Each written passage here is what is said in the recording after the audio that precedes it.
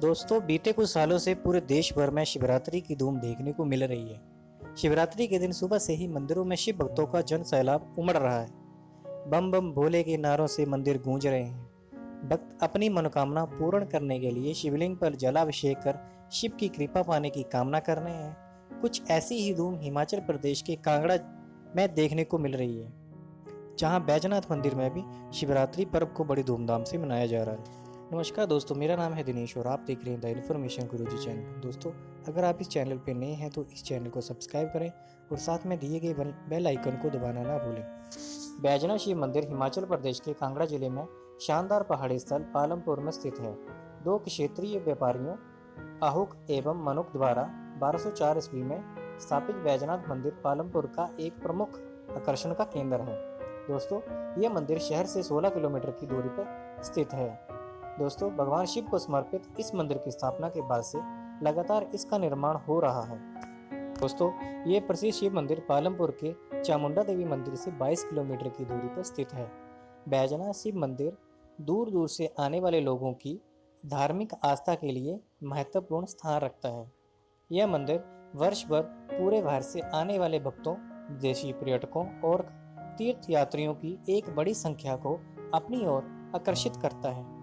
13वीं शताब्दी में बने शिव मंदिर बैजनाथ अर्थात वैद्यनाथ, जिसका अर्थ है चिकित्सा अथवा औषधियों का स्वामी, को वैद्यनाथ भी कहा जाता है। बैजनाथ मंदिर पठानकोट मंडी राष्ट्रीय राजमार्ग के बिल्कुल पास ही स्थित है। इसका पुराना नाम कीर ग्राम था, परंतु समय के साथ साथ यह मंदिर के नाम से प्रसिद्ध होता गया और ग्राम का नाम बैजनाथ पड़ गया। मंदिर के उत्तर पश्चिमी छोर पर बिनाब नदी बहती है, जो आगे चलकर ब्यास नदी से मिलती है। पौराणिक कथाओं के अनुसार त्रेता युग में लंका के राजा रावण ने कैलाश पर्वत पर शिव की तपस्या की। कोई फल न मिलने पर उसने घोर तपस्या आरंभ कर दी, लेकिन इससे भी उसे कोई फल न मिला। अंत में उसने अपना एक एक सिर काटकर हवन कुंड में आहुति देना शुरू कर दिया। 10वां और अंतिम सिर कट जाने से पहले शिव ने प्रकट हो रावण का हाथ पकड़ लिया तथा उसके सभी सिरों को पुनर्व्यवस्थित कर शिव ने रावण को वर मांगने को कहा। रावण ने कहा कि मैं आपके शिवलिंग स्वरूप को लंका में स्थापित करना चाहता हूँ। आप मुझे 2 भागों में अपना स्वरूप प्रदान करें और मुझे अत्यंत बलशाली बना दें। शिव जी ने तथास्तु कहा और वहां से लुप्त हो गए, लेकिन लुप्त होने से पहले उन्होंने रावण को बोला कि इन शिवलिंगों को जमीन पर मत रखना। रावण दोनों शिवलिंगों को लेकर लंका की ओर चल पड़ा। रास्ते में गोकर्ण क्षेत्र, जो कि बैजनाथ में है, पहुंचने पर रावण को लघु शंका का अनुभव हुआ। वहां पर बैजू नाम का एक ग्वाला अपने पशुओं को चरा रहा था।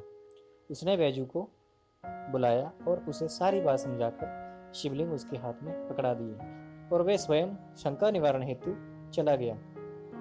शिवजी की माया के कारण बैजू उन शिवलिंगों के भार को अधिक देर तक सहन न कर सका और उसने उन शिवलिंगों को धरती पर रख दिया और वे अपने पशुओं को चराने चला गया। इस तरह दोनों शिवलिंग वहीं पर स्थापित हो गए। जिस मंजूषा में रावण ने दोनों शिवलिंग रखे थे, उस मंजूषा के सामने जो शिवलिंग था वह चंद्रबाल के नाम से प्रसिद्ध हुआ और जो पीठ की ओर था वह बैजनाथ के नाम से प्रसिद्ध हुआ। मंदिर के प्रांगण में कुछ छोटे मंदिर और नंदी बैल की मूर्ति है। नंदी के कान में भक्तगण अपनी मन्नत मांगते हैं। दोस्तों, द्वापर युग में पांडवों के अज्ञातवास के दौरान इस मंदिर का निर्माण हुआ था। स्थानीय लोगों के अनुसार इस मंदिर का शेष निर्माण कार्य आहुक एवं मनुक नाम के 2 व्यापारियों ने 1204 ईस्वी में पूर्ण किया था और तब से लेकर अब तक ये स्थान शिव धाम के नाम से उत्तरी भारत में प्रसिद्ध है। दोस्तों, अत्यंत आकर्षण संरचना और निर्माण कला के उत्कृष्ट नमूने के रूप के इस मंदिर के गर्भगृह में प्रवेश एक ड्योढ़ी से होता है, जिसके सामने एक बड़ा वर्गाकार मंडप बना हुआ है और उत्तर और दक्षिण दोनों तरफ बड़े छज्जे बने हुए हैं। मंडप के अग्रज भाग में 4 स्तंभों पर टिका एक छोटा बरामदा है, जिसके सामने ही पत्थर के छोटे मंदिर के नीचे खड़े हुए विशाल नंदी बैल की मूर्ति है।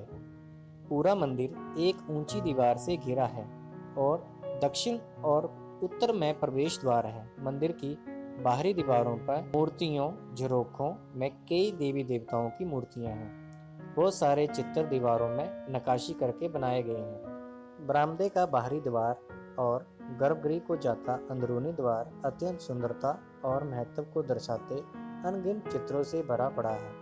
बैजनाथ शिव मंदिर दूर दूर से आने वाले लोगों की धार्मिक आस्था के लिए महत्वपूर्ण स्थान रखता है। यह मंदिर साल भर पूरे भारत से आने वाले भक्तों, विदेशी पर्यटकों और तीर्थयात्रियों की एक बड़ी संख्या को अपनी ओर आकर्षित करता है। प्रार्थना हर दिन सुबह और शाम को की जाती है। इसके अलावा विशेष अवसरों पर उत्सवों में विशेष पूजा अर्चना की जाती है। मकर संक्रांति, महाशिवरात्रि, बैसाख संक्रांति, श्रावण सोमवार आदि पर्व भारी उत्साह और भव्यता के साथ मनाए जाते हैं। श्रावण मास में पड़ने वाले हर सोमवार को मंदिर में पूजा अर्चना का विशेष महत्व माना जाता है। श्रावण के सभी सोमवार को मेले के रूप में मनाया जाता है। महाशिवरात्रि पर हर वर्ष 5 दिवसीय राज्य स्तरीय समारोह आयोजित किया जाता है। दशहरे का उत्सव जो परंपरागत रूप से रावण का पुतला जलाने के लिए मनाया जाता है, लेकिन यहाँ बैजनाथ में इसे रावण द्वारा की गई भगवान शिव की तपस्या और भक्ति करने के लिए सम्मान के रूप में मनाया जाता है। बैजनाथ के शहर के बारे में एक और दिलचस्प बात यह है कि यहाँ सुनहर की एक भी दुकान नहीं है।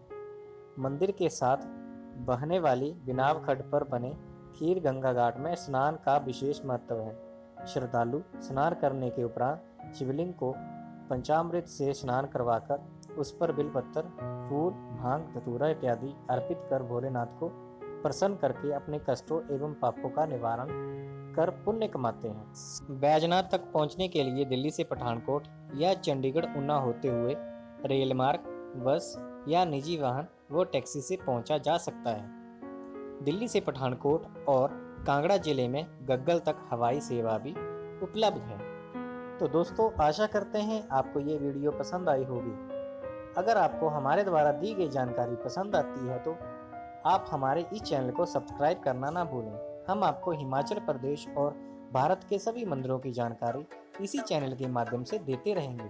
तो फिर जुड़े रहिए द इन्फॉर्मेशन गुरुजी के साथ। धन्यवाद। जय हिंद। वंदे मातरम।